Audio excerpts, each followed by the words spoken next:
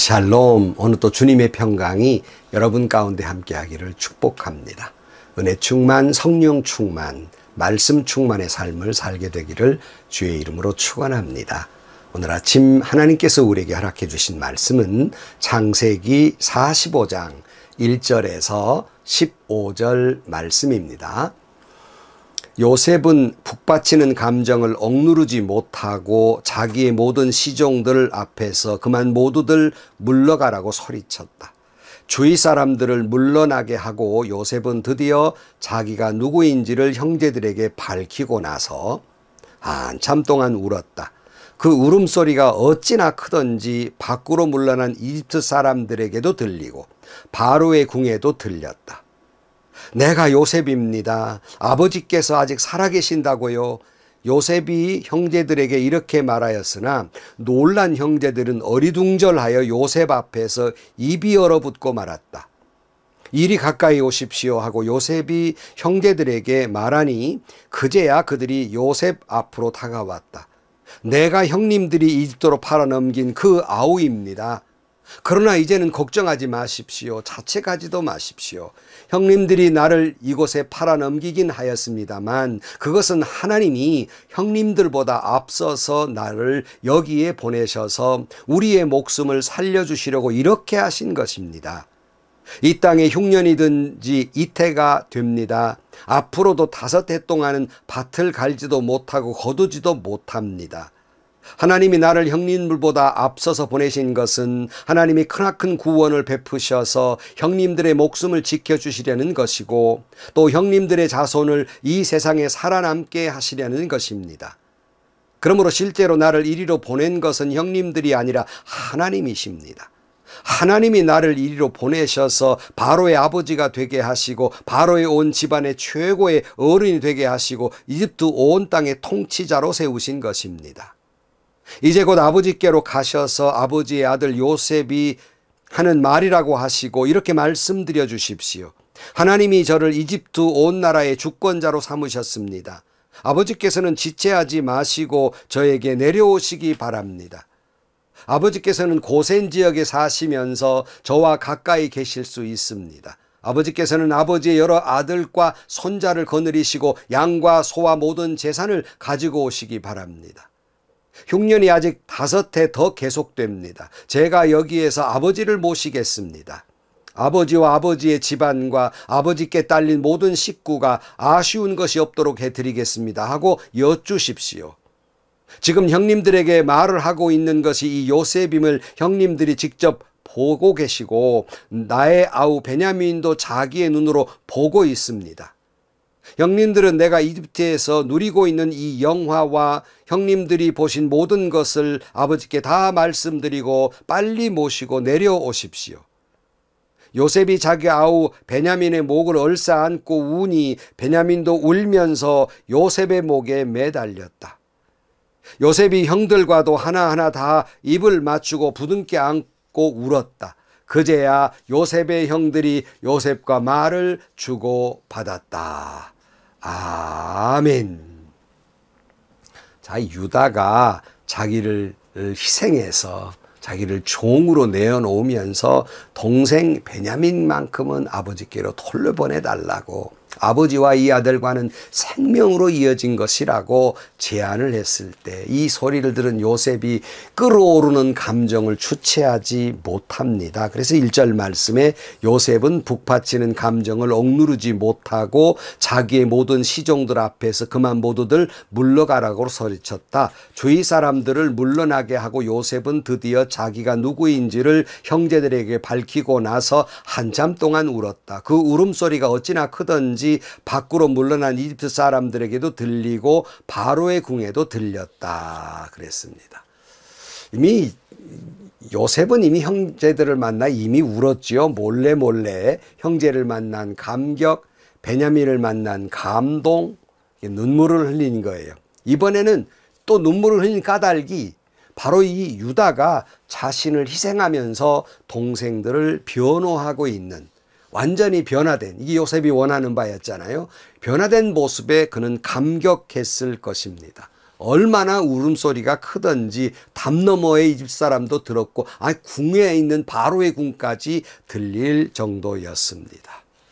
예전에 형제들은 어땠습니까? 요셉을 시기하고 질투해서 노예로 팔아버린 비정한 형제들이었습니다.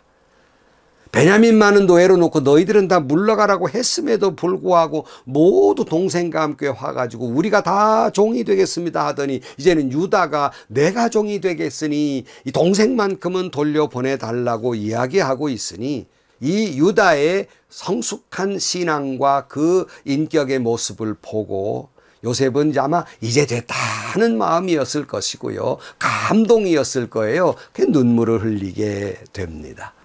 여러분, 진짜 사랑은 희생을 요구해요. 희생 없는 사랑은 진실하지 못한 겁니다.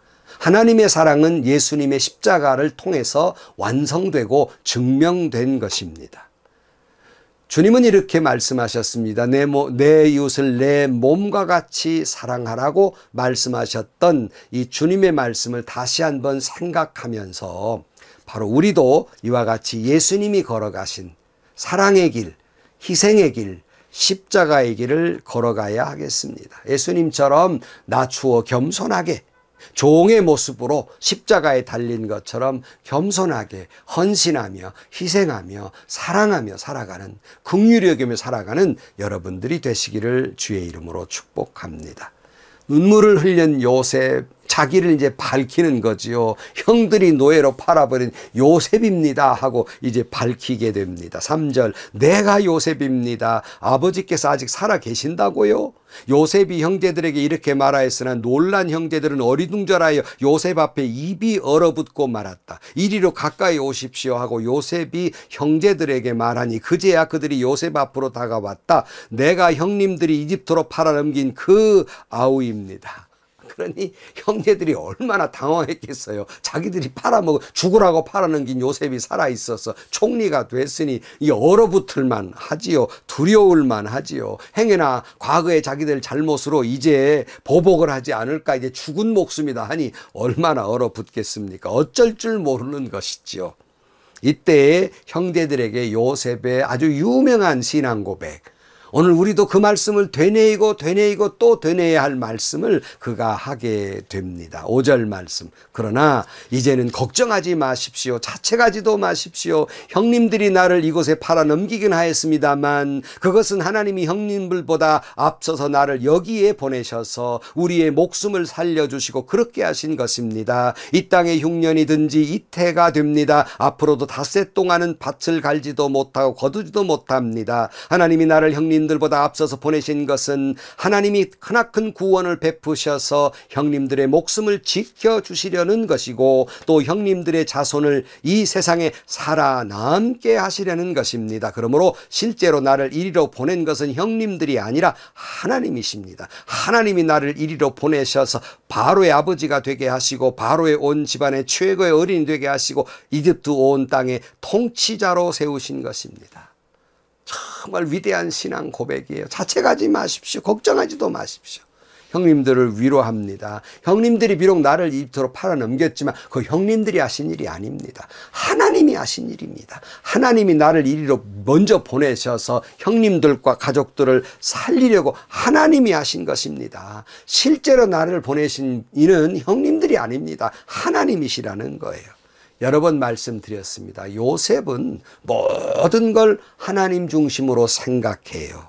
모든 걸 하나님이 하신 일이라고 믿고 있어요. 그것은 여러분 좋은 일이든 굳은 일이든 모든 것은 하나님이 하시는 일인 줄로 알고 하나님 중심으로 생각하고 하나님 중심으로 이해하고 하나님 중심으로 순종하는 삶을 살았던 바로 요셉의 삶입니다.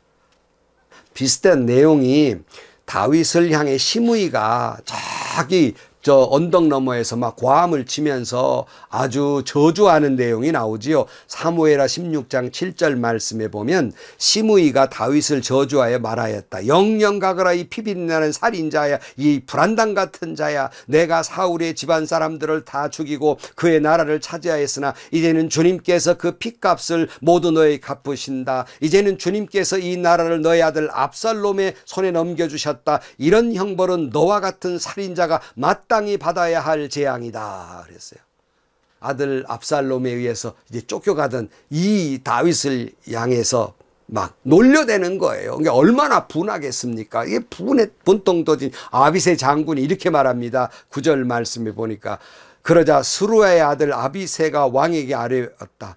죽은 개가 높으신 임금님을 저주하는데 어찌 그냥 보고만 계십니까? 제가 당장 건너가서 그의 머리를 잘라버리겠습니다. 그렇죠. 그러니까 그때 다윗이 바로 요셉 같은 유명한 말을 하게 됩니다. 그것이 사무엘하 16장 10절입니다. 왕은 대답하였다. 수라의 아들아, 나의 일에 너희가 왜 나서느냐? 주님께서 그에게 다윗을 저주하라고 분부하셔서 그가 저주하는 것이라면 그가 나를 저주한다고 누가 그를 나무랄 수 있겠느냐?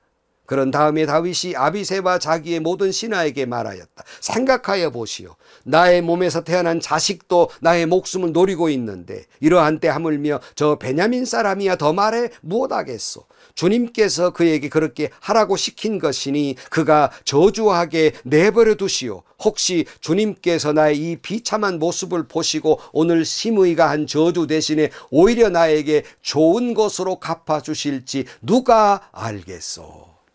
아멘, 아멘입니다. 다윗은 처절한 고통 속에서 놀려대고 욕하고 저주하는 것마저도 그것이 하나님 뜻일 수 있지 않소.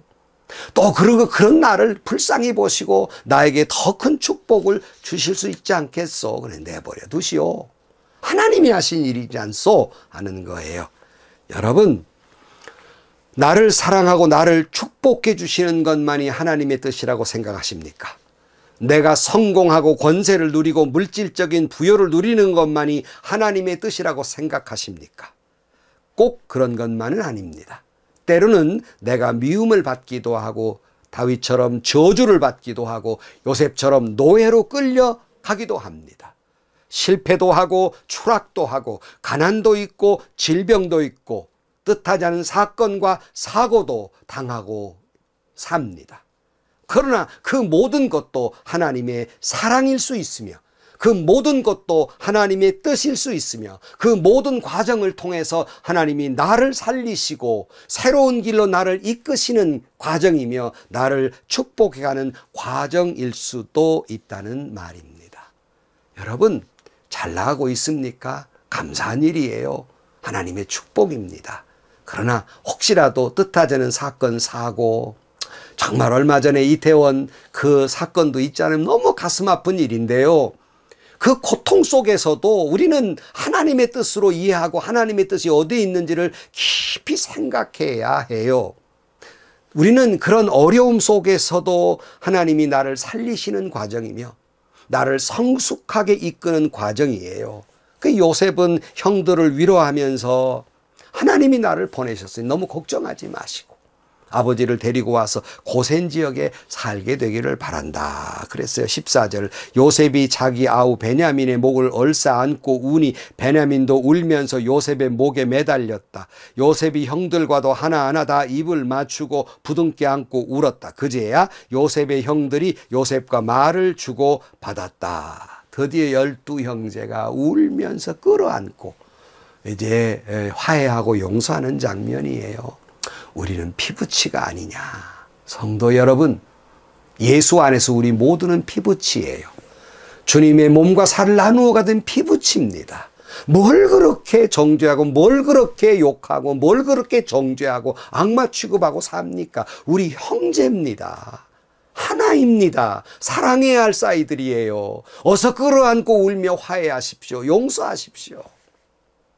모든 것, 잘된 것도 잘못된 것도 내 마음에 드는 것도 마음에 들지 않는 것도 그 속에 하나님의 뜻이 있는 거예요.